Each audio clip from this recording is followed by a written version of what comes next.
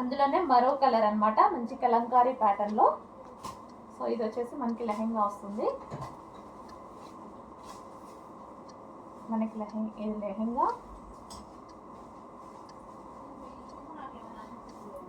And ఇది వచ్చేసి blouse part, sorry dupatta. ఇది మనకి దుపట్టా వస్తుంది అండ్ ఇది లెహెంగా.